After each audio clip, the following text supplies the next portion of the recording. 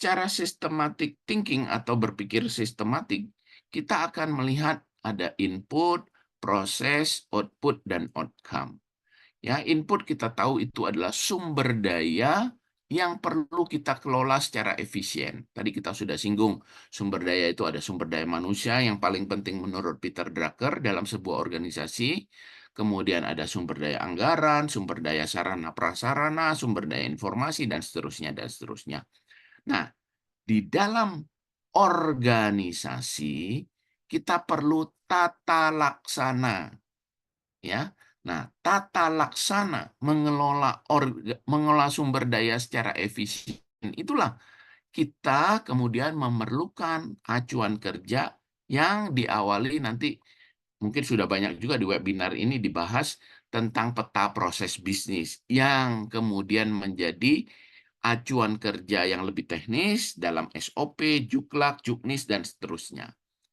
Nah, tetapi proses kerja ini adalah aktivitas yang mengelola sumber daya yang at the end of the day menghasilkan output dan outcome. Nah, output dan outcome adalah hasil kerja. Dan hasil kerja itulah yang kita kenal dengan kinerja. Jadi kinerja itu mau kita capai secara efektif. Hasil itu mau kita capai secara efektif. Jadi kriteria yang sebelah kanan ini adalah efektivitas.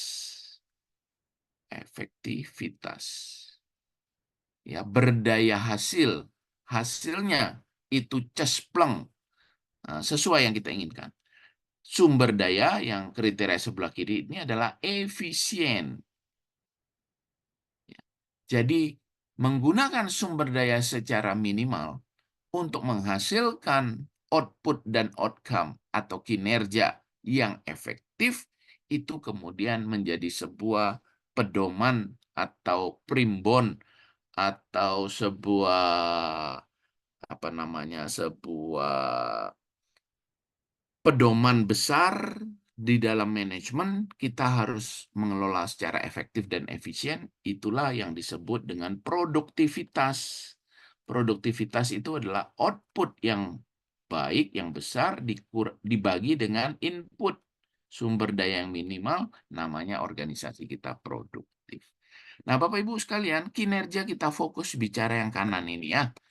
Output dan tanpa outcome ini namanya kinerja. Nah, kalau grafik ini, input, proses, output, dan outcome ini, saya putar counterclockwise, kebalikan arah jarum jam, maka dia akan berbentuk seperti ini.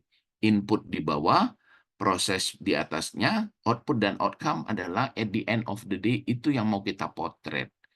Nah, Bapak Ibu sekalian, output dan outcome itu adalah kinerja yang mau kita kelola.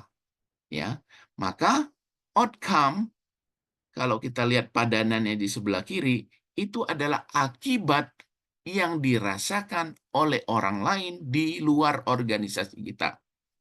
Ya, tergantung penugasan dari tugas dan fungsi atau mandat organisasi kita, ya kan?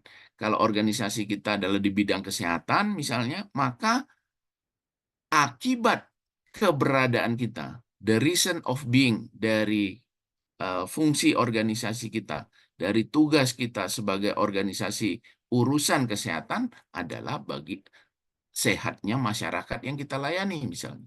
Itulah sasaran yang nanti yang perlu kita definisikan sebagai akibat yang terjadi di level stakeholder atau masyarakat luas atau ya stakeholder ya pemangku kepentingan yang kita layani sesuai dengan urusan yang dibebankan kepada kita dalam bentuk mandat. Nah, maka mundur sedikit ada output atau hasil kerja yang kita perlu wujudkan. Jadi ada sasaran yang terukur dengan dan mempunyai angka target yang perlu kita upayakan untuk menghasilkan akibat yang kita inginkan. Nah, konstruksi hubungan sebab dan akibat yang isinya di dalamnya ada sasaran yang terukur dalam indikator dan ada targetnya, SIT tadi, itulah yang kemudian secara teoritis disebut dengan peta strategi atau strategi map ya.